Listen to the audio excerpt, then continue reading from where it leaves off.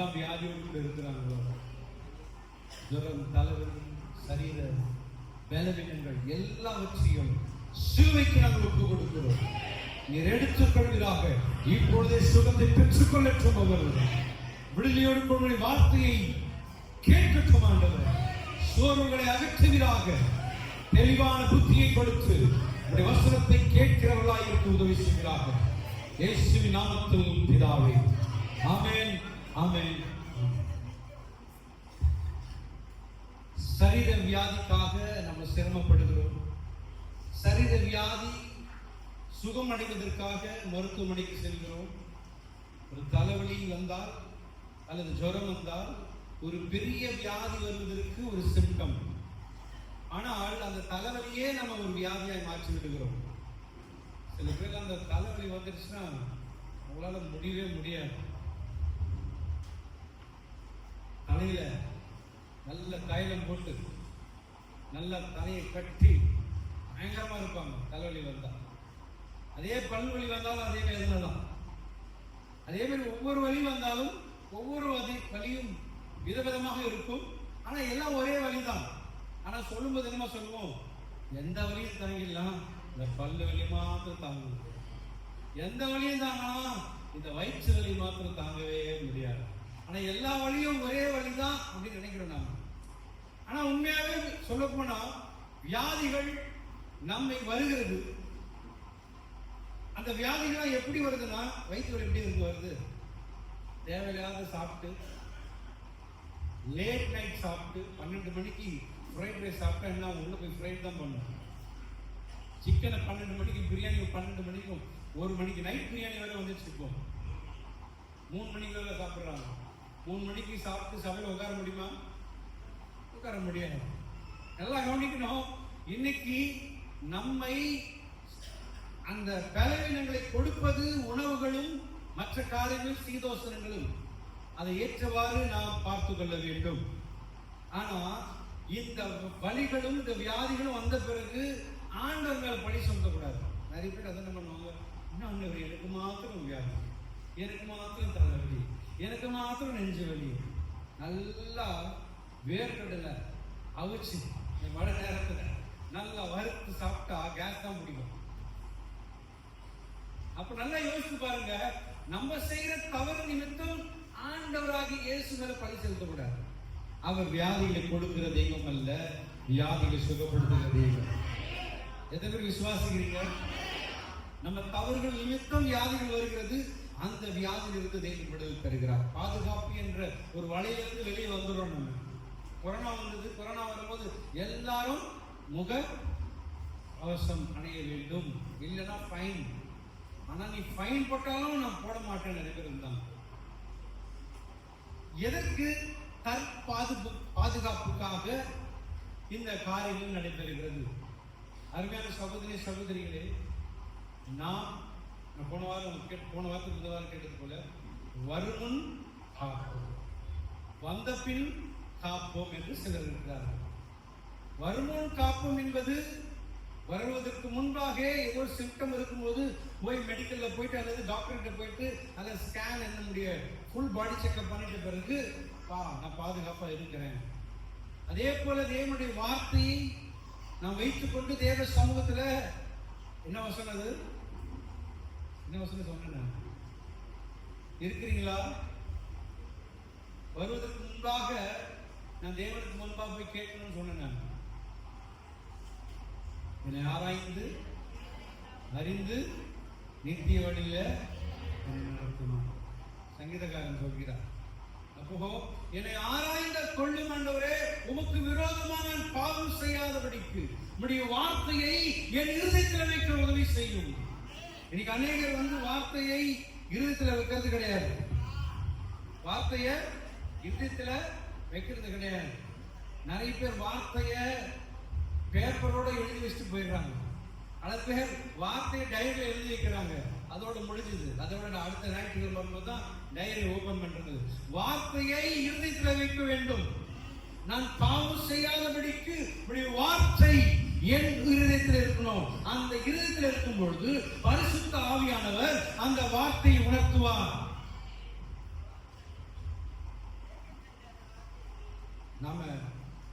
பாவம் செய்வதற்கு முன்பாக பரிசுத்த ஆவியானவர் எப்படி உணர்த்துவார்? வசனத்தை கொண்டு உணர்த்துவார்.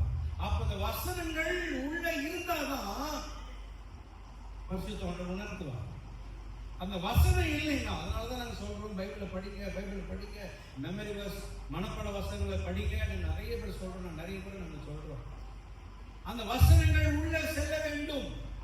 அந்த வசனங்கள் உள்ள உள்ள உள்ள போனாதான் நாம பலன் அடைய முடியும்.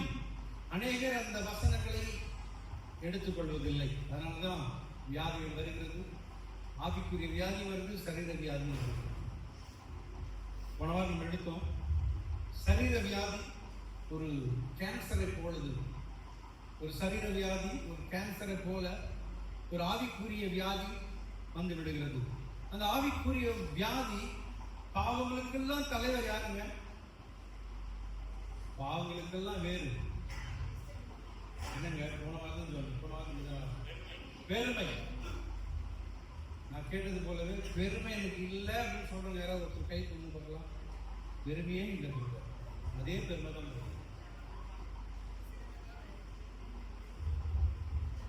பெருமையே எனக்கு இல்லைன்னு யாருமே சொல்ல முடியாது. யாருமே சொல்ல முடியாது.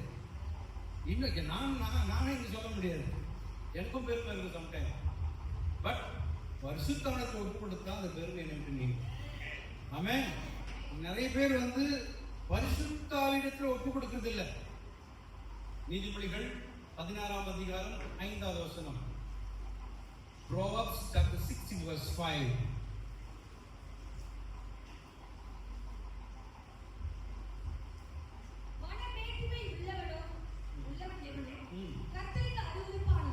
மனமேட்டிமை உள்ளவனெவனும், நல்ல கவனிக்கணும், மனமேட்டிமை உள்ளவனெவனும், மனமேட்டிமை இல்லாதவர்கள் அல்ல, மனமேட்டிமை உள்ளவனெவனும் கர்த்தருக்கு அருவருப்பானவன்.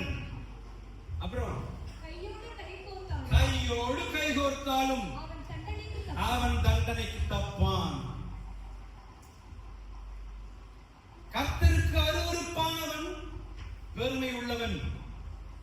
பெருமை, அகங்காரம், கர்வம், சுயநலவாதிகள், சுயபலத்தினால் எதையும் என்னால் செய்ய முடியும். பெருமை உள்ளவர்கள் எப்படி இருப்பார்கள்?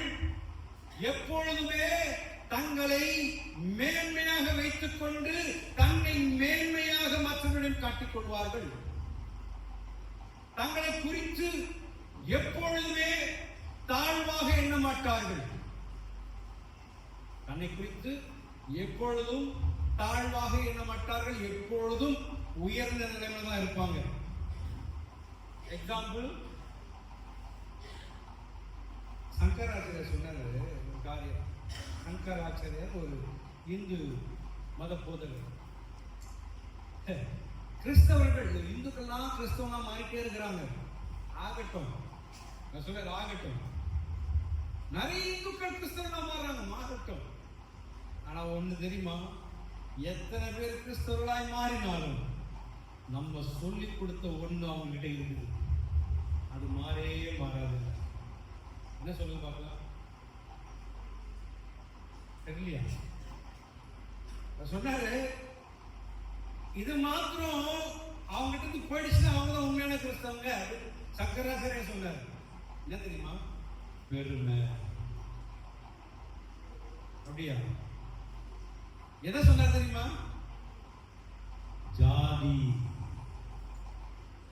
என்ன ஜாதி? நான் இந்த ஜாதி. ஜாதியில இருந்து எல்லாம் பேசுவாங்க. போதர்களை கூடி எல்லாரும் நான் சொல்றேன் பேசுவார்கள். ஆனால் வாழ்க்கையில வரும் பொழுது தன் மகனுக்கு தன் பிள்ளைக்கு ஜாதியில தான் பார்ப்பாங்க.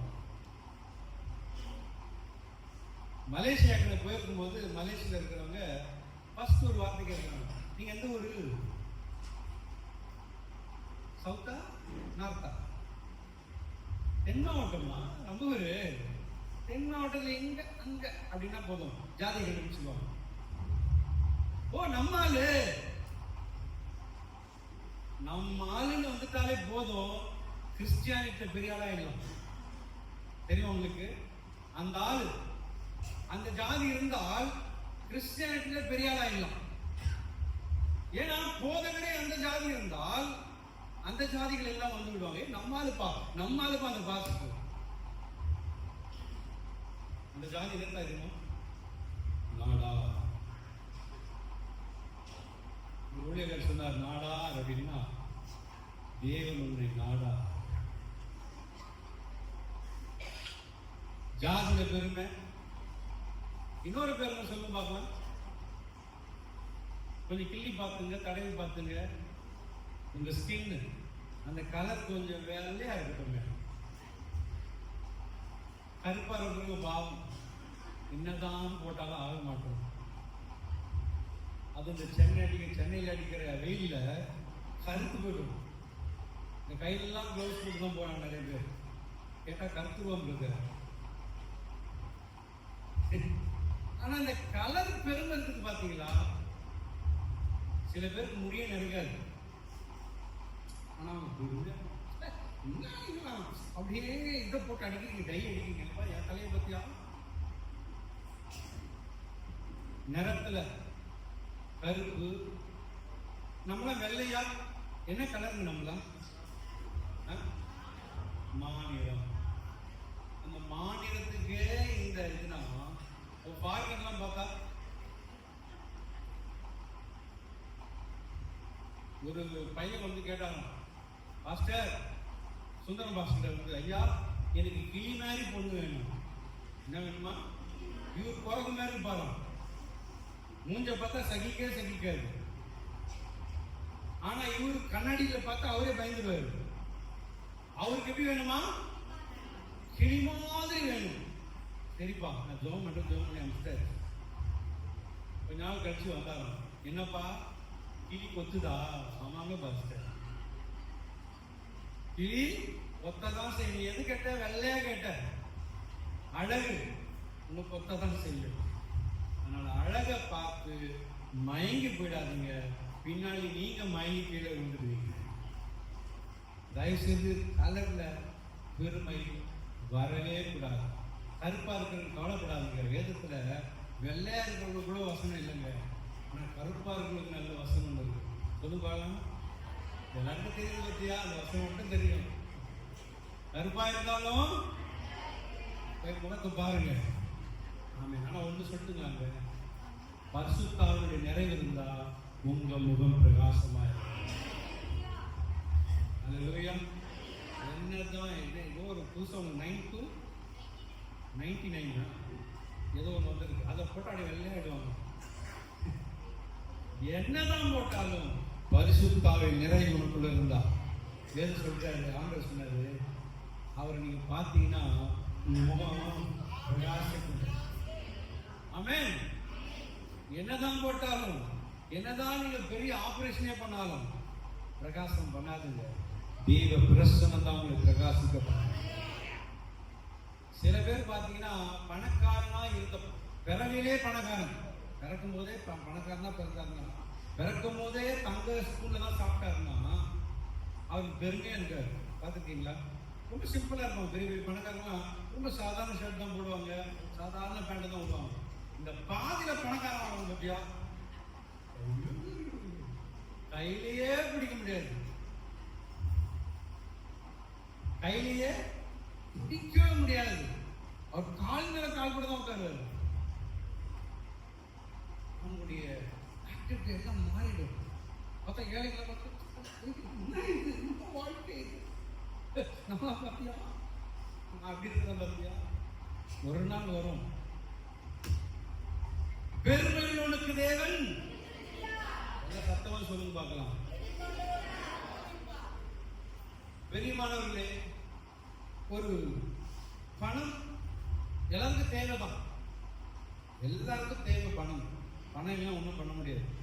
ஆனால் வேறு வசனம் சொல்லுது, பண ஆசை, சத்தமா சொல்லுங்க, பண ஆசை. பண ஆசை, பணத்தை பெற்றுக்கொள், உங்களுடைய பணத்தை பெற்றுக்கொள், நீங்கள் ஆசீர்வாதமா இருக்கணும்னா வேதத்துக்கு புறமானதுன்னு அது சொல்ல கலங்குதா? போதும் என்கிற மனதோடு கூட வாழ்றதுதான் கிறிஸ்தவம்.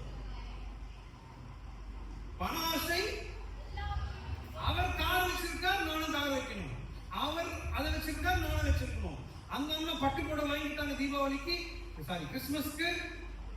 நம்ம தீபாவளிக்கு வாங்க, அதான் வந்துச்சு வாங்க.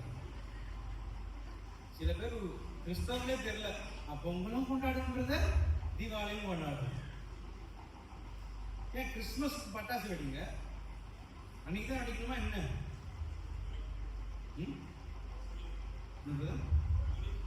போலீஸ் பிடிக்கும் அப்போ கூட வச்சிங்களா? இதுல பார்த்தேன் பேஸ்புக்ல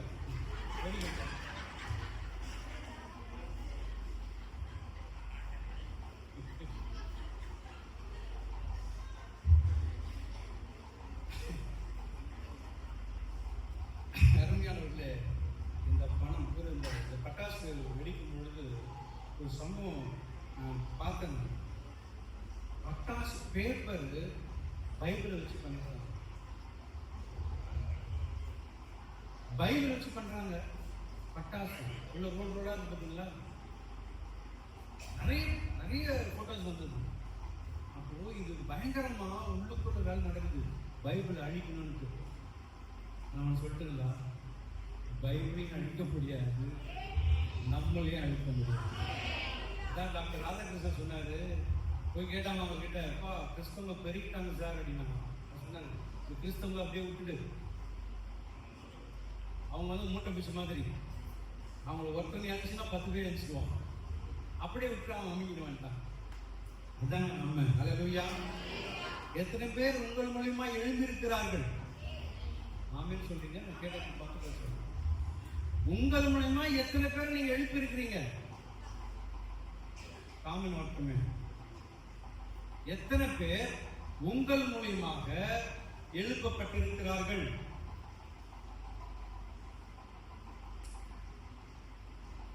ஒருத்தர்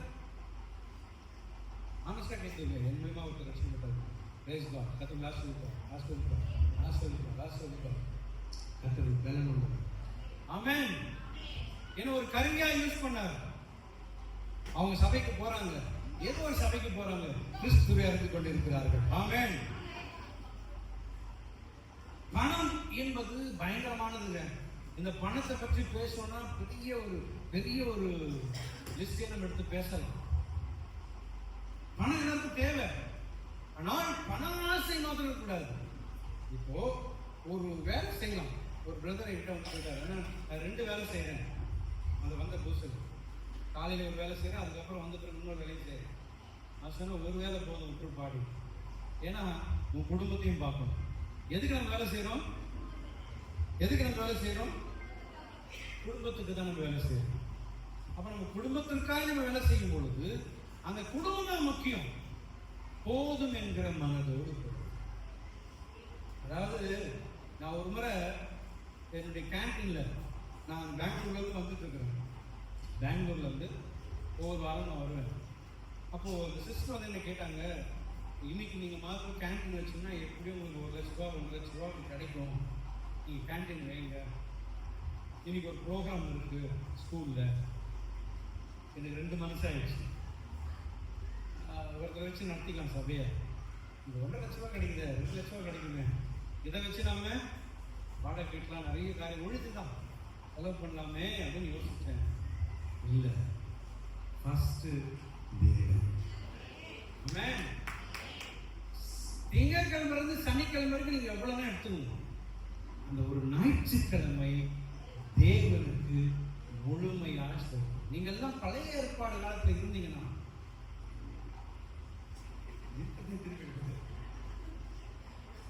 நல்லா கவனிக்கணும். பழைய ஏற்பாடு நம்ம இருந்தோம்னா உனக்கு இஷ்டமானது சொரிய கூட கூடாது. சொரிஞ்சா கூட ஆண்டவர் கேட்கணுமா? அவ்வளவு பயங்கரமான கண்டிஷன். ஆனா நம்ம ஞாயிற்றுக்கிழமை தான் பிளானே பண்ணுவாங்க. அன்னைக்கு லீவு, அன்னைக்கு வந்துடலாம், அன்னைக்குதான் லீவு, கெட்டு கத்துற வைக்கலாம், அன்னைக்குதான் லீவு, ஈவினிங் சர்வீஸ். அவருக்கு வேலை இல்லை, அவர் தாம்பரத்துலேருந்து வராது, அப்புறம் நைட் தான் போவார். அப்படி அப்பதான் கேதரே ஆவாங்க. நைட்டு ஒரு நாள் தான் இந்த லீவு.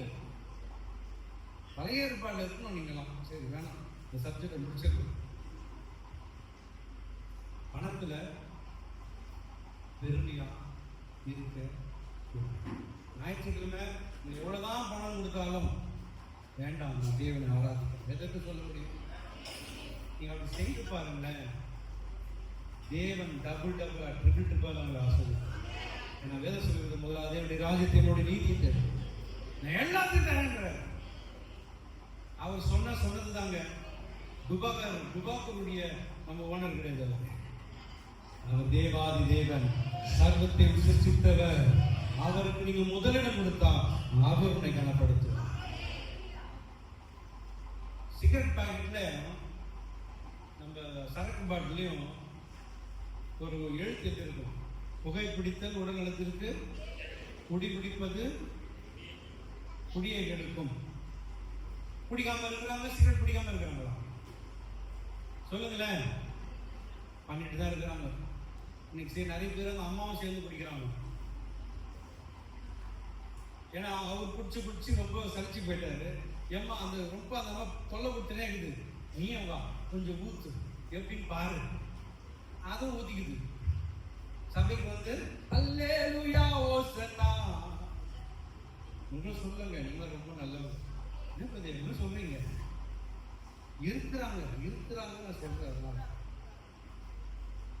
நிறைய பேர் வந்து என்கிட்ட சொல்லியிருக்காங்க, என் ஒய்ஃப் குடிக்கிறாங்க. அதுக்காக சொல்லணும். ஏன் தெரியுமா? பணங்கள் பெருக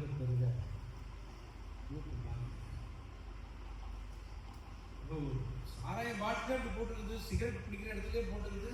ஆனா அதை பார்த்தும் புற்றுநோய் வரும், புற்றுநோய் வர அந்த பிக்சரே போட்டிருக்கிறாங்க. ஆனா அதை பார்த்தும் பிடிக்கிறாங்க. ஆனா வேதத்திலே ஆண்டவர் சொன்னார், பெருமையுள்ளவனுக்கு தேவன் எதிர்த்து நிற்கிறார். யாராவது கீழ்படிக்குமா? அது எழுதப்பட்டிருக்கு, அவ்வளவுதான். அதை குடிச்சா நோய். இத பெருமை உள்ளவனுக்கு தேவன் எக்ஸ்ட்ரா தராரு. எல்லாமே எக்ஸ்ட்ரா என்னது? எல்லாமே. பெருமை என்பது தேவனுக்கு பிடிக்காதது. அதை எதிர்த்து நிற்கிறார். எனக்கு பெருமையே இல்லை அப்படின்னு சொல்றது அதே ஒரு பெரிய, ஏன் தெரியல? இந்த பெருமை என்பது அவளுக்குள் இருப்பதே தெரியாது. நிறைய பேர் கிட்ட உங்களுக்கு கையில வச்சு சொல்லுங்க, என்கிட்ட பெருமை இருக்குதா? ஆனா இல்லை, எனக்கு இல்லை. ஆனால் அவங்க மேல இல்லை, இவங்க மேல இவங்க மேல. ஆனா அதே பெருமை தான் தேவ சமூகத்தில் உட்கார்ந்து என்னை ஆராய்ந்து அறிந்து நித்திய வழியில் நடத்திடும், என்னை சோதித்தறிந்து நீதியின் வழியில் நடத்திடும். என்னோட சேர்த்து சொல்லணும். என்னை ஆராய்ந்து அறிந்து நித்திய வழியில் நடத்திடும், என்னை சோதித்தறிந்து நீதியின் வழியில் நடத்திடும். வேதனை உண்டாக்கும் வழிகள் என்னிடத்தில் உண்டோ என்று பாரும் ஆவியானவரே. வேதனை உண்டாக்கும் வழிகள் என்னிடத்தில் உண்டோ என்று பாரும் ஆவியானவரே. முதல்ல ஒருத்தருக்கு பெருமை வந்தது. இந்த உலகத்தை படைப்பதற்கு முன்பாகவே, அதற்கு முன்பாக ஒரு உலகம் இருந்தது. அந்த உலகம் லூசிபர்னாலே அழிக்கப்பட்டது, தேவ தூதனாலே அழிக்கப்பட்டது. அவர் ரொம்ப அழகா இருந்தார். அவர் ஒரு மியூசிக் டைரக்டர், தேவனுக்கு அடுத்த ஸ்தானத்தில் இருந்தாரு. ஆனால் அவருக்குள்ள ஒரு பெருமை வந்துருச்சு. அவனுக்குள்ள என்ன பெருமை தெரியுமா? அவருக்குள்ள வந்தது பெருமை. அவர் என்ன சொல்றாரு? ஏசாயா 14:11, book of Isaiah chapter 14 verse 11. வானத்துக்கு ஏறுவேன். வாசிங்க வாசிங்க. உன் ஆடம்பரமும் உன் வாத்தியங்களின் முழக்கமும் பாதாளத்தில் தள்ளுண்டு போயிற்று. புழுக்களே உன் படுக்கை, பூச்சிகளே உன் போர்வை. அதிகாலையின் மகனாகிய விடிவெள்ளியே, நீ வானத்திற்கு விழுந்தாயே. ஜாதிகளை ஈனப்படுத்தினவனே, நீ தரையில விழ வெட்டப்பட்டாயே. நான் வானத்துக்கு ஏறுவேன். அவர் சொன்னது சொன்னாரு, நான் வானத்துக்கு ஏறுவேன், தேவனுடைய நட்சத்திரத்துக்கு மேலாக என் சிங்காசனத்தை உயர்த்துவேன். யாரெல்லாம் தேவனை விட உயர வேண்டும், தேவனுக்கு மகிமை செலுத்தாமல் தான் அவருடைய மகிமையை யாராய் எடுத்துக் கொள்கிறார்களோ, நான் வானத்துக்கு ஏறுவேன், தேவனுடைய நட்சத்திரத்துக்கு மேலாக என் சிங்காசனத்தை உயர்த்துவேன், வடபுறம் உள்ள ஆராதனை கூட்டத்தின் பர்வத்திலே வீற்றிருப்பேன் என்றும். ஒரேதான், ஆண்டவரோட நான் மேன்மையா இருக்கணும். நல்லா புரிஞ்சுங்க, ஆண்டவர் உங்களை எந்த இடத்துல வச்சிருக்கிறாரோ அங்க இருக்க பழகிக்கொள்ளணும். நான் அவனை விட மேல வரணும், இவனை விட மேல வரணும் யோசிக்காதீங்க. கர்த்தருக்கு உண்மையா இருந்தா, உண்மை உள்ளவன் பரிபூர்ண ஆசீர்வாதங்களை பெறுவான். கொஞ்சத்துல உண்மை உள்ளவனா இருந்தால் உன்னை அதிகாரம் வைப்பார் தேவன். ஆனால் அவனை விட நான் பெருசாகணும், இவர்களை விட நான் பெருசாகணும், அந்த தாட் எனக்கு வரக்கூடாது. என் ஆண்டவர் எனக்கு ஒரு வேலை கொடுத்திருக்கிறார்னா அந்த வேலையை நான் பாதுகாப்பாக வைத்துக் கொள்ள வேண்டும். ஆண்டவரே, நீர் கொடுத்தது உமக்கு நன்றி ஆண்டவர். அவன் என்னை விட அதிகமா படிச்சிருக்கிறானே, என்னை விட அவன் கம்மியா படிச்சிருக்கிறானே, அவனுக்கு அந்த வேலை, எனக்கு இந்த வேலையா? நோ, தேவனுக்கு தெரியும் உன்னை எங்க வைக்கணும்னு சொல்லி. ஒருவேளை நம்ம சில நேரத்தை யோசிப்போம், அவன் பணக்காரனா இருக்கானே, அவன் தேவன் அறியாதவன், மார்வாடினா அவ்வளவு பணக்காரன், கிறிஸ்தவன் அவ்வளவு கஷ்டப்படுறவங்க. அவருக்கு தெரியும் நீ இப்படிதான் இருக்கணும்னு. ஆனா உழைப்போம், உண்மையா இருப்போம், கர்த்தர் உயர்த்துவார். பாகிஸ்தான்ல கிறிஸ்தவங்க யார் தெரியுமா? பாகிஸ்தான் கிறிஸ்தவங்க யார் தெரியுமா? பாகிஸ்தானி கிறிஸ்தவர்கள் எல்லாரும் டாய்லெட் கிளீன் பண்றவங்க. அந்த பாகிஸ்தான்ல பட்டான் என்று சொல்லி ஒரு உயர்ந்த ஜாதி இருக்கு. அவங்க இவங்களெல்லாம் கீழே தள்ளுவாங்க. சாப்பாடு இந்த அவங்க காசு கொடுத்தா கூட இப்படிதான் கையில் தூக்கி போடுவாங்க, போடப்பட மாட்டாங்க. ஆனால் அவர்கள் கிறிஸ்தவர்களாக இருக்கிறார்கள், உயர்த்துகிறவர் தேவன். ஆமென். ஆனா நீங்க பாத்தீங்கன்னா நீங்க வேர்ல்டு ஃபுல்லா, உலகம் ஃபுல்லா பாகிஸ்தானிங்க, தமிழ்காரங்க கூட அவ்வளவு கிடையாது, பாகிஸ்தானி நிறைய பேர் இருக்கிறாங்க. அவங்களும் நிறைய கிறிஸ்தவர்கள். பாகிஸ்தான் சர்ச் இருக்குது, பாகிஸ்தான் சர்ச் நிறைய இடத்துல இருக்குது. அவர்களெல்லாம் கிறிஸ்தவர்கள், அவர்கள் தேவன் உயர்த்தி வைத்திருக்கிறார். ஆமென். கொஞ்சத்துல உண்மை உள்ளோனே எதுக்கு விசுவாசிக்கிறீங்க? இந்த வசனத்தை குறுக்குதனமா நான் சம்பாதிக்கணும்னா, நான் பணக்காரன் ஆகணும், 2 நாள்ல பணக்காரனா இதுக்கு போயிடுங்க, கேரளா. ஏன் தெரியுமா? இங்க அது கிடையாது. Lottery ticket. அதுல ஒரு பிரதர், நான் சின்ன பையனா இருக்கும்போது, சின்ன பையனா ஊழியத்துக்கு வந்து புதுசுதான். அப்போ ஒரு பிரதர் லாட்டரி டிக்கெட், பிரதர் ஜோம் பண்ணுங்க லாட்டரி டிக்கெட். அப்புறம் சென்னையில இருக்கு லாட்டரி டிக்கெட் ஜோம் பண்ணுது பிரதர். ஜோம் பண்ணா ஆண்ட தந்தா சபைக்கு ஒரு பங்கு தரணும். எப்பா என்ன சேர்த்தாங்க? அருமையானவர்களே, வானத்துக்கு ஏறுவேன். அவன் தேவ தூதனாக இருந்தவன் பிசாசாக மாற்றப்பட்டான். நான் எல்லாருமே கேட்கிற கேள்வி, நரகம் யாருக்குங்க?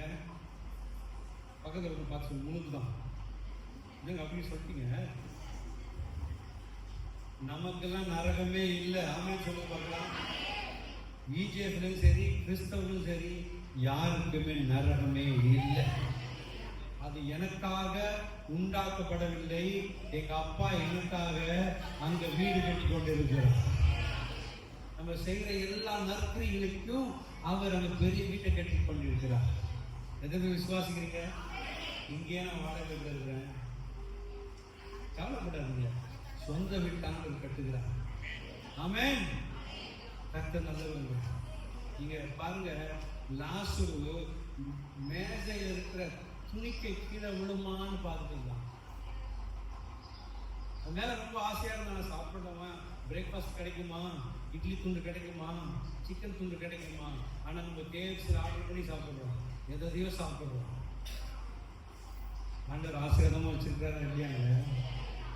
அவனே விரும்பும் பொழுது தேவனை மகிமைப்படுத்துகிறவனாக இருந்தான். அந்த நிலைமையிலும் பிச்சை எடுக்கிற நிலைமையில் இருந்தாலும் தேவனை மகிமைப்படுத்திக் கொண்டிருந்தான். கொரோனா டைம்ல எத்தனை பேர் ஆசீர்வாதமா இருந்தீங்க? வேலைக்கே போக போஷித்தாரா? போஷித்தார்ல. அப்ப அவருக்கு உண்மையோட இருக்கணுமா இல்லையா?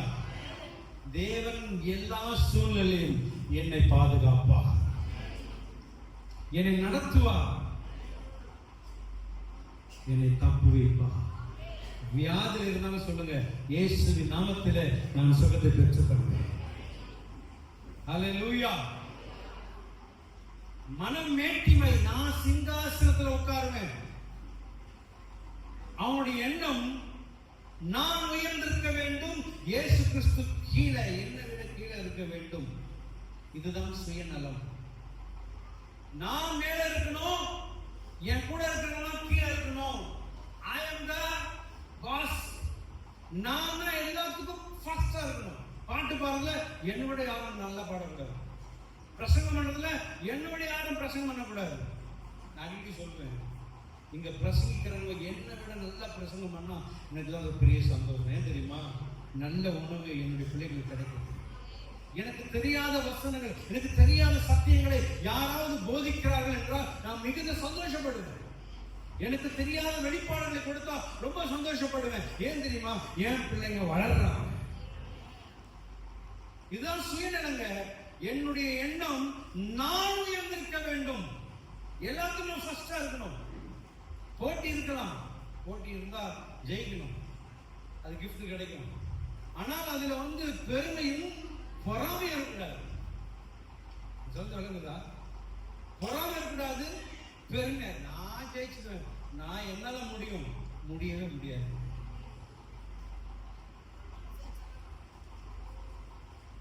நான் குரு, என்னை மீறி யாரும் உயர்ந்து விடக்கூடாது.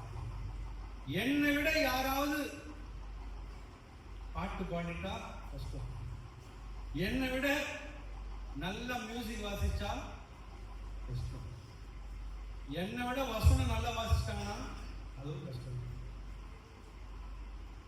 தெரியுமா? என்னுடைய வேலை ஸ்தலத்துல என்னை விட யாரும் மேல போயிடக்கூடாது. எனக்கு தெரிஞ்ச விஷயம் கூட மற்றவங்க தெரியக்கூடாது. என்ன தான் எல்லாரும் கேட்கணும். அதே பேர் யாருமே கேட்டுக்கிட்டோம். எனக்கு கொடுக்கப்பட்ட வேலை நான் உண்மையா செய்யணும், அவ்வளவுதான். ஒன்று தெரியுமா? நம்ம ஆபீஸ்ல எல்லாம் வேலை செய்யும்போது நம்ம செய்த வேலை அவன் திருடி அவன் செய்த மாதிரி காட்டுவான் நமக்கு முன்னாடியே.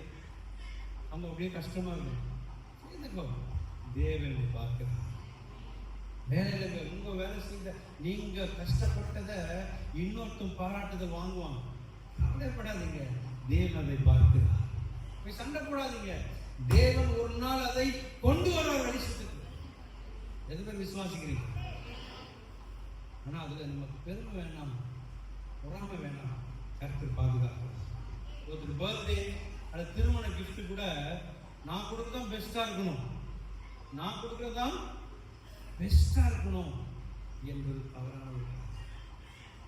நான் கொடுக்கறது தான் பெஸ்டா, என்னதான் எல்லாரும் புகழணும், அது தவறு.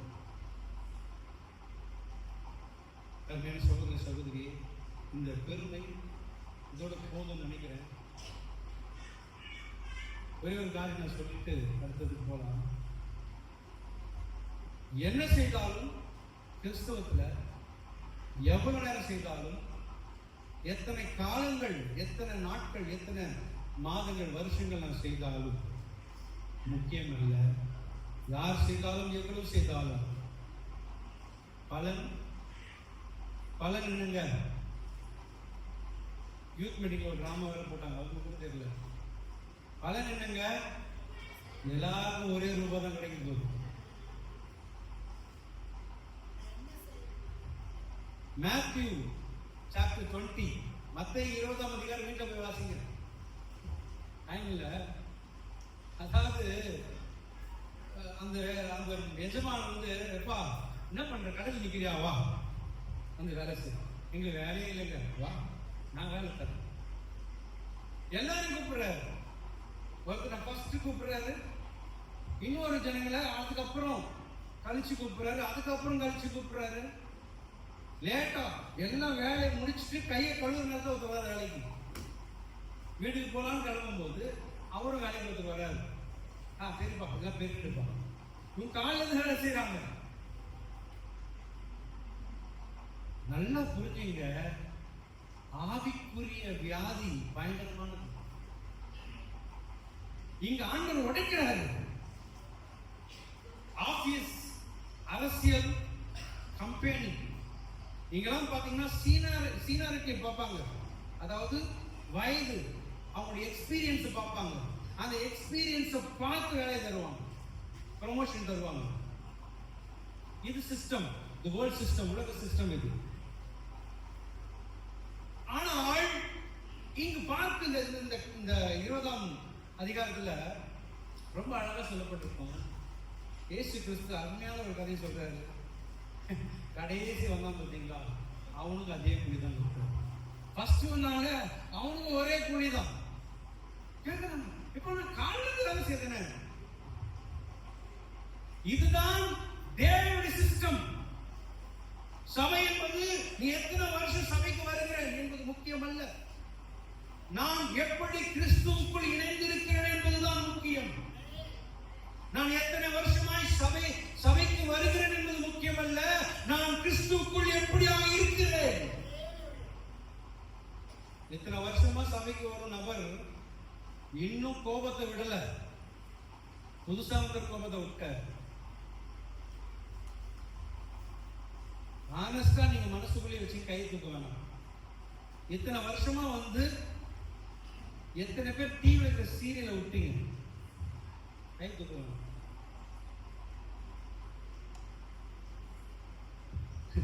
ஆஃப்டர் ஆல் இந்த சீரியலே விட முடியல.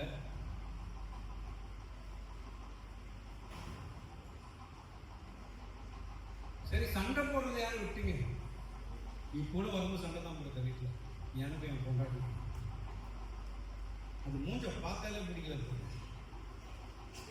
ஆனா கல்யாண புதுசுல என் அம்பு, என் பட்டு, என் குட்டு, இன்னைக்கு இன்னும் ஆச்சு. நான் வளர்ந்துட்டேன், நலத்த விசுவாசம். எல்லாருக்கும் ஒரே கூலி தான் கிடைக்க போகுது. நான் எப்படியாக வளருகிறேன் என்பது முக்கியம் ஒழிய ஆணுடைய சமூகத்துல சீனாரிட்டியை பார்க்க மாட்டார் தேவன். அந்த என்ன சொல்லுவாங்க தமிழ்ல, அந்த வளர்ச்சியை பார்க்க மாட்டார். நீ எவ்வளவு பெருசா வளர்ந்துருக்கிற, எத்தனை நாட்கள் இருந்த உடைய எக்ஸ்பீரியன்ஸ் எல்லாம் பார்க்க மாட்டார். இப்பொழுது புதுசா வந்த நபர் எல்லாவற்றிலும் மிகவும் நல்லா ஊழியம் செய்யறாரு, நல்லா இருக்கிறாரு, எல்லாவற்றிலும் கிருபையை தேவன் அளிக்கிறார் என்றால் தாழ்மையா இருக்கிறாருங்க. அந்த சகோதரி தாழ்மை இருப்பதனால இப்போ வந்து அவங்க தேவன் உயர்த்தி வச்சிருக்கிறாரு. நான் இத்தனை வருஷமா இருக்கிறேன், ஏன் நான் மாத்திரம் இருக்கிறேன்னா எனக்குள்ள பெருமை இருக்குது. தேவனுடைய பார்வையில இவர்கள் சீனியர், இவர்கள் ஜூனியர் என்பது அறவே இல்லை. ஏன் கிறிஸ்டியானிட்டி சபையில உள்ள சிஸ்டம் இருக்குது. அடுத்த பாஸ்டர் இவருக்கு இத்தனை எக்ஸ்பீரியன்ஸ், இவருக்கு இந்த எக்ஸ்பீரியன்ஸ் சொல்லி அதுல கூட பாக்குறாங்க. ஆண்டவராய் இயேசு கிறிஸ்து எதை தெரியுமா பார்த்தாரு? எல்லாத்தையும் கூப்பிடாரு. நீ எத்தனை வருஷமா சபைக்காரு? நான் 20 வருஷமா சபைக்காரு. ஓகே, நீ நான் சாக தொடர்ந்து வரேன். சரி, ஓகே. நீப்பா, நான் பிறந்ததுல இருந்து கிறிஸ்தவன் தான். இது வரைக்கும் நான் சினிமாவே போனதில்லை, இது வரைக்கும் நான் கெட்ட வார்த்தை பேசுனது கிடையாது, நான் இது வரைக்கும் நான் தப்பே பண்ணதில்லை. Very very good. அவரு நம்மளாம் என்னத்துமா பார்ப்போம், இந்த சபையில் ரொம்ப சூப்பராக ஜெபம் பண்ணுறது, சபையில் அப்படி சத்தத்தை உயர்த்தி பண்ணுவார். அவர் சர்டிஃபிகேட் கொடுத்துருவோம் நம்ம. ஐயோ, இந்த சகோதரியா என்ன ஊழிய செய்யறாங்க தெரியுமா, அவங்களுக்கு கிஃப்ட் கொடுப்போம். இதெல்லாம் பார்க்கவே மாட்டார். நம்ம பார்க்கறது வெளியே, அவர் பார்க்கறது தாழ்மை உள்ளவரிடம் தங்கிடுதே கிருபை, தாழ்மை உள்ளவரிடம் தங்கி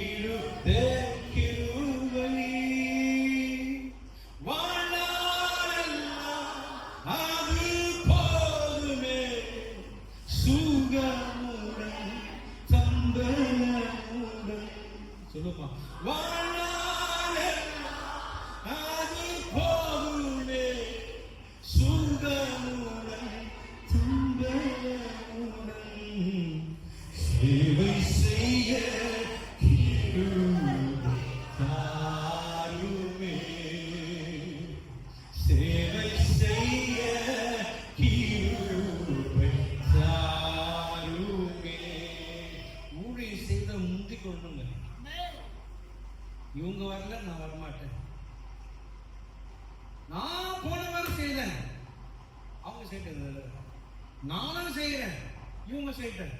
இல்லை, உங்க சபையில் ஒரு பிரதர் வந்திருந்தார், ராபர்ட் சொல்லிட்டு, என்னுடைய ஃப்ரெண்டு முதல் செய்தி கொடுத்தார். ஏசி சபையில் 30,000 பேர் வந்திருந்தாங்க, இப்போ கம்மியாயிடுச்சு. 30,000 பேர் ஒரு இடத்துல சேர் போடுவார். அவரு யாரும் கேட்க மாட்டார், அவர் பாட் சேர் போட்டு நேர்ப்பார். அவர் பாட் சேர் பண்ணுவார். ஏய் நீ வந்து பண்ண, அவனை உட்காந்து பேசிக்குவான், அவர்கிட்ட உட்காந்தே பேசுவாங்க. அதுக்கு நான் உட்காந்துக்கிறேன், வந்து சேர் போட சொல்ல மாட்டார், அவர் பாட்டை போட்டுட்டே இருப்பார். நான் கேட்டேன் ஒரு முறை, என்ன பத்தி யாருமே போட மாட்டேன்ப்பா, நீ மாத்திரம் செய்ய. தேவனுடைய ராஜ்யத்தை கட்டுவதற்கு அவங்களே வரும். ஆமென். இவங்க வரல, அவங்க வரல, யாருன்னா வாங்க, வர கட்டி போங்க.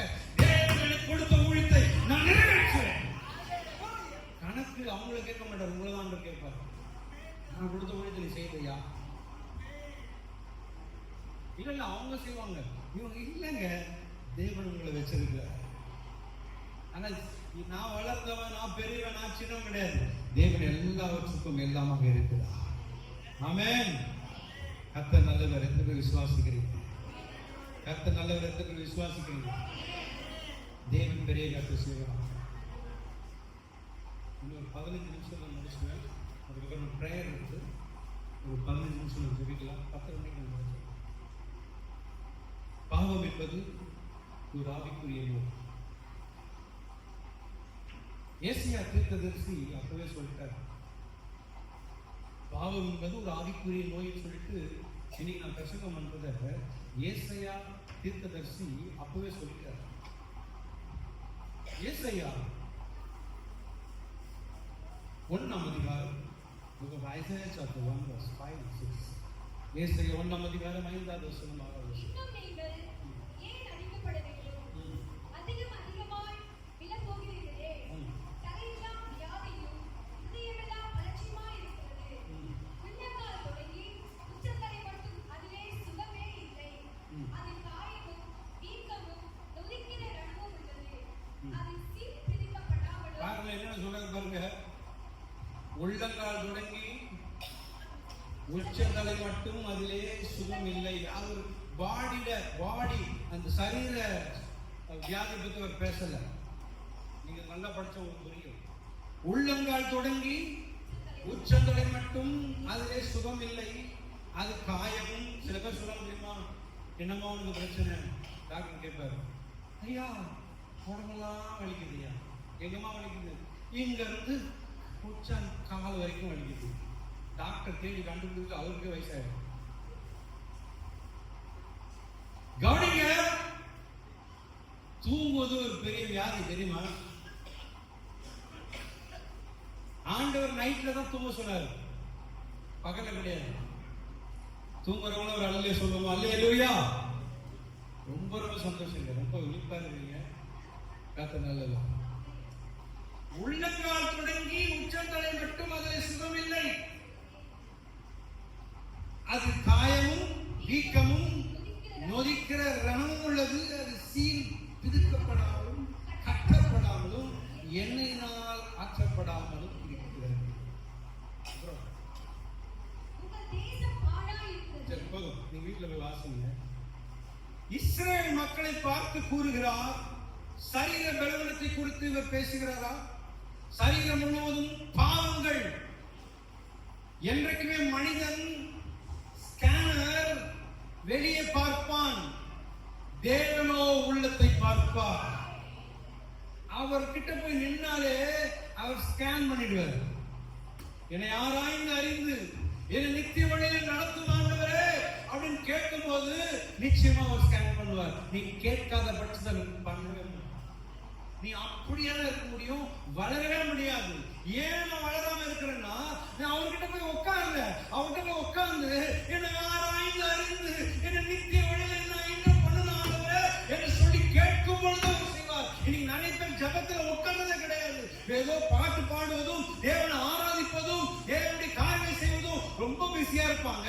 தேவ சமூகத்தில் உட்கார்ந்து ஆண்டவரே என்னை ஆராய்ந்து பாடும் ஆண்டவரே, எனக்குள்ள இருக்கிற காரியங்களை நீக்கி என்னை நித்திய வழியில் நடத்தும் ஆண்டவரே என்று சொல்லும் பொழுது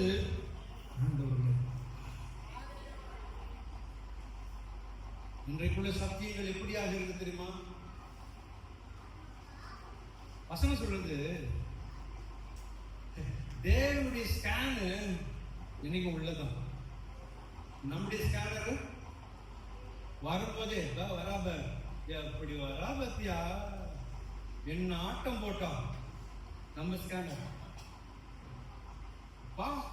உழுதாண்டி வருது. பேர் வச்சுக்கணும், என்னென்ன பேர் வைக்கிறோம். நம்ம முதல்ல உன்னை பாருங்க எப்படி இருக்கிற. நம்மளை பார்க்கறது கிடையாது, மற்றவங்களை ஸ்கேன் பண்றதா நமக்கு வேலை. நிறைய வீட்டுக்கு கேமராவே தேவையில்லை, அவங்களே கேமரா தான்.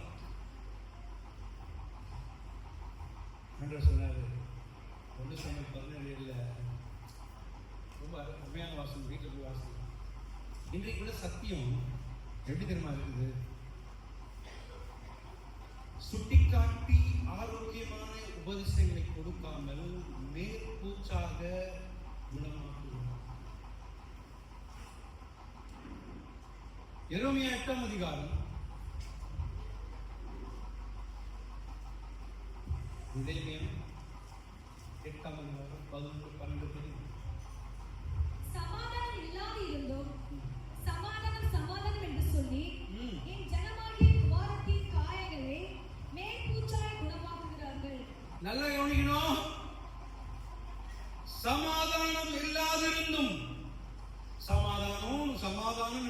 Shalom sister, Shalom sister, brother Shalom. உள்ள அவ்வளவு வஞ்சனை.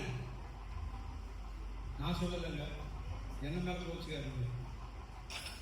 சமாதானம் இல்லாதிருந்தும் சமாதானம். நல்ல ஷாலோம் சிஸ்டர், ஷாலோம். ஆனா ஆப்பு வைக்கிறது வெளியே. சமாதானம் இல்லாதிருந்தும் சமாதானம் சமாதானம் என்று சொல்லி என் ஜனமாகிய குமாரத்தின் காயங்களை மேற்பூச்சாய் குணமாக்குகிறார்கள்.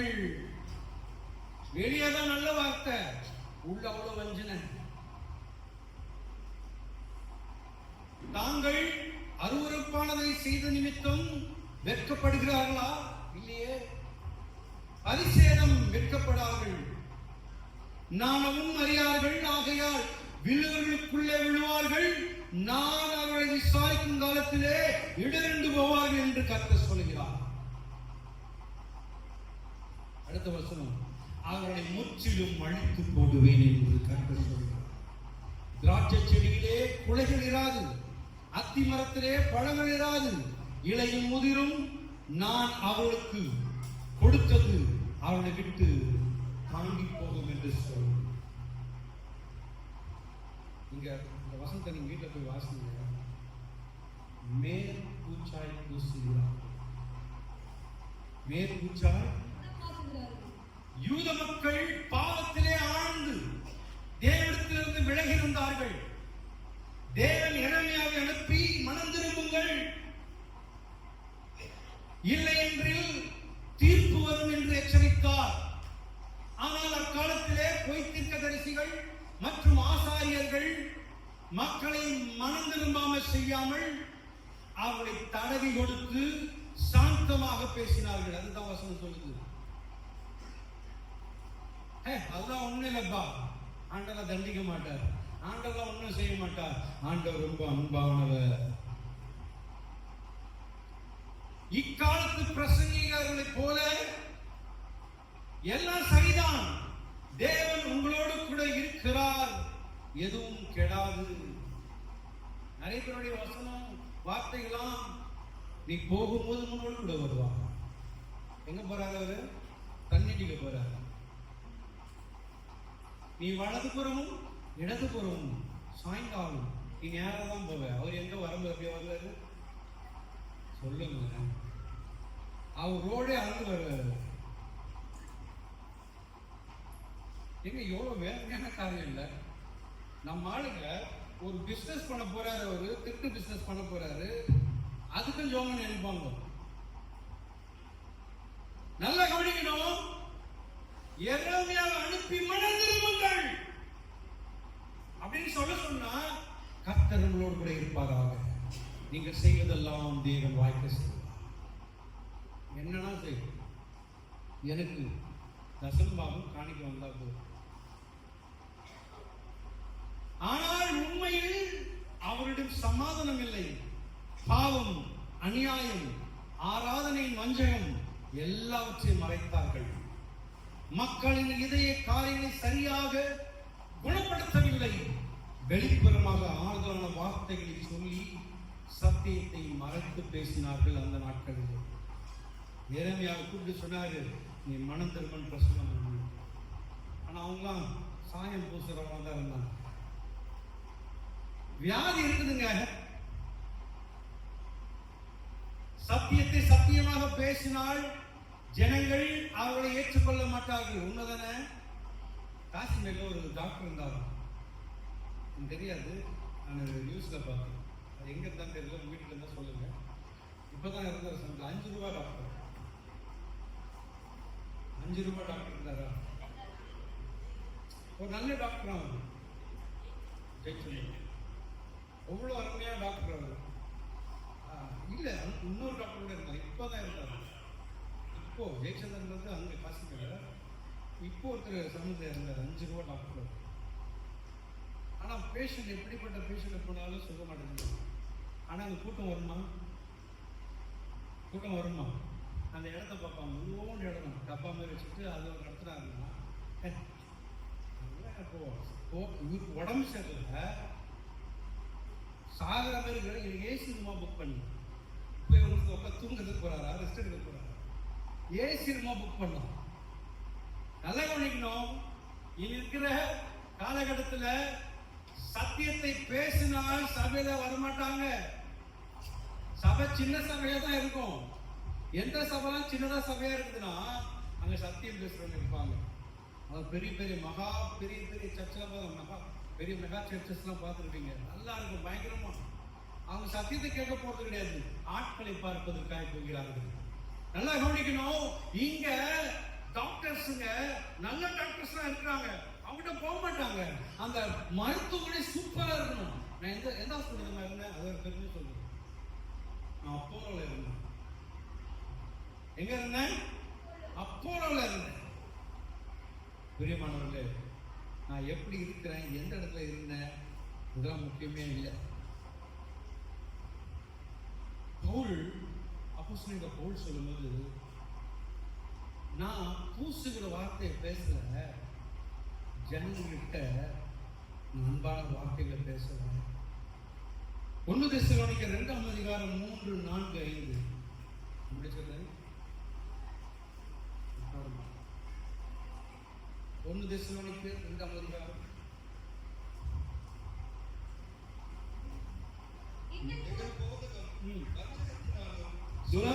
எங்கள் போதகம் வஞ்சகத்தினாலும் துராசையினாலும் உண்டாகவில்லை, அது கபடமுள்ளதா இருக்கவில்லை. அடுத்த வசனம். சுவிசேஷத்தை எங்களிடத்தில் ஒப்புவிக்கத்தக்கதாய் தேவன் எங்களை உத்தமர் என்று எண்ணினபடினால்தான் இந்த ஊழியத்தை கொடுத்திருக்கிறாரு. நாங்கள் மனுஷருக்கு அல்ல, நாங்கள் மனுஷர்களை பிரியப்படுத்துகிற ஊழியக்காரர்கள் அல்ல, எங்கள் இருதயங்களை சோதித்தருகிற தேவனுக்கே பிரியமுண்டாக பேசுகிறோம். மனுஷனுக்கு பிரியமான பேசினா என் கைகள் கட்டப்படும். யூடியூப்ல ஃபேமஸ் ஆயிடலாம், பெரிய பிரசங்கியாரான மாறிடலாம். ஆனால் தேவன் மாத்திரம் என்னுடைய பிரசங்கத்துக்கு கை தட்டுகிறார் என்றால் ஜனங்கள் இருக்காரு. ஒவ்வொரு சகோதர சகோதரியும் கவனிக்க வேண்டும். தேவனை பிரியப்படுத்த விரும்பினால் நீ மனுஷனை பிரியப்படுத்தவே முடியாது. யாரெல்லாம் மனுஷர்களை பிரியப்படுத்த ஆயத்தமா இருக்கிறீர்களோ அவர்கள் தேவனை பிரியப்படுத்தவே முடியாது. நீ மனுஷனை பிரியப்படுத்த வேண்டும் என்றால் அவளை பிரியப்படுத்திக் கொண்டேதான் இருக்கணும் கடைசி வரைக்கும். சத்தியத்தை உன்னால பேச முடியாது, சத்தியத்தை மாதிரி தான் பேசணும். ஏன்னா சத்தியத்தை பேசினா கோச்சுப்பாங்க. எப்படி பிரதர் நான் சொல்லுது, சிஸ்டர் சொல்லுங்க, பிரதர் சொல்லுங்க, நீங்க செய்யறது தப்பு சொல்ல முடியாது. நான் ரொம்ப நேசிக்கிறேன் பிரதர், நான் ரொம்ப ரொம்ப அவங்களை நேசிக்கிறேன். எப்படி என்னால சொல்லுங்க பிரதர், நீங்க சிஸ்டர் நீங்க சொல்லுங்க, பிரதர் நீங்க சொல்லுங்க, சாடி விட்டுருவாங்க. கலாத்தியர்ல ஒரு வசனம் சொல்லுது, நான் வந்து சத்துருவானு சொல்றேன். என்ன சொல்றாரு வசனம்? என்ன வாசிங்களா? கலாத்தியர்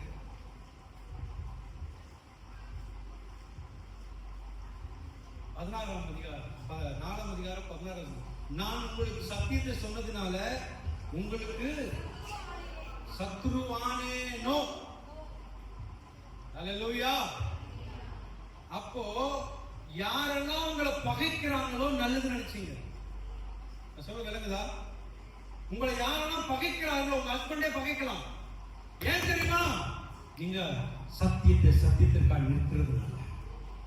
யாரெல்லாம் சத்தியத்திற்கு சத்தியமாக நிற்கிறார்களோ அவர்கள் சத்துருவாக எண்ணப்படுவார்கள். அவங்களுக்கு டப்பா ரொம்பாது, காணிக்கப்பட்டி ரொம்பாது. உங்களோட குடும்பங்களையும் சரி உங்களை ஒதுக்கி வச்சிருவாங்க. ரொம்ப கஷ்டப்படுவீங்க. ஏன்னா சத்தியத்துக்காக நிற்பதுனால. சத்தியத்துக்கு நிற்காம அநீதித்துக்காக பிரியப்படுவீர்களாய், அநீதித்துக்காக நீங்க செய்வீர்கள் என்றால் இந்த உலகம் உங்களை மெச்சிக்கொள்ளும். இந்த உலகத்தில் உள்ள நபர்கள், உங்களுடைய குடும்பங்கள், உங்களுடைய ஆபீஸ், உங்களுடைய எல்லா இடங்களிலும் உங்களை உயர்த்துவார்கள். ஆனால் தேவனுடைய பார்வையிலே கீழே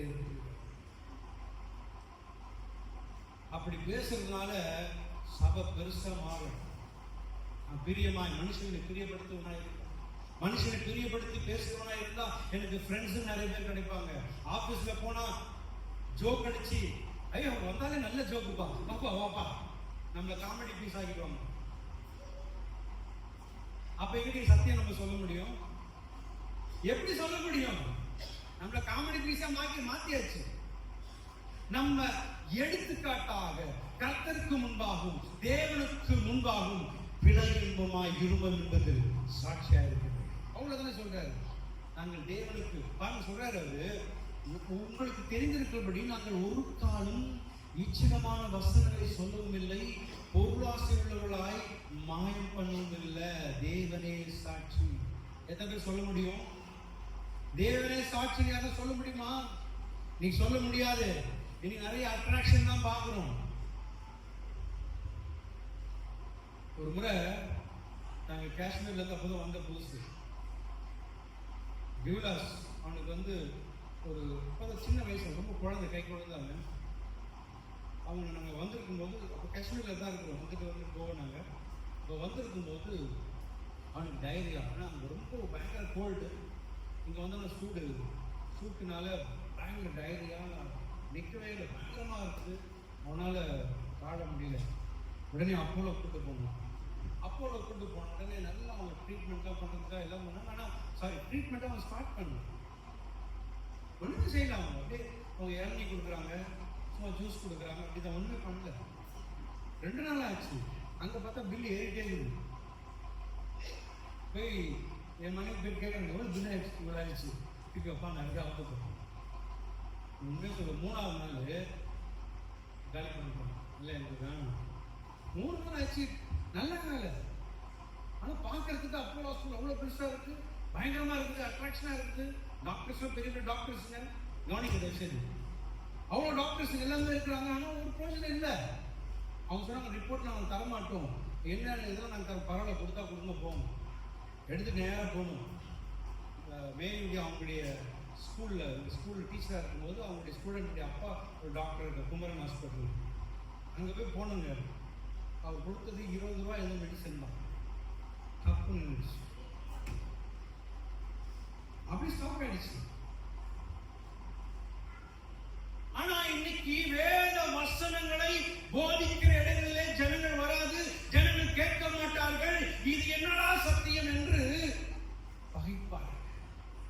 ஆனால் வசனங்களை கடைபிடித்து நீ போகும்பொழுதெல்லாம் ஆசீர்வாதமாய் இருப்பாய், வரும்பொழுதும் ஆசீர்வாதமாய் இருப்பாய், நீ செய்வதெல்லாம் வாய்க்கும், கர்த்தர் உயர்த்துவார், உன்னுடைய பாக்கெட் ரொம்ப அப்படின்னு சொல்லி பிரசங்கம் பண்ணா அங்க ஜனங்களும் பெருகுவார்கள், நானும் பெருகுவேன். சத்தியத்தையும் அறிவீர்கள், சத்தியம் உங்களை, எல்லாரும் சொல்லும் பாருங்க, சத்தியத்தையும் அறிவீர்கள், சத்தியம் என்னை விடுதலையாக்கும்.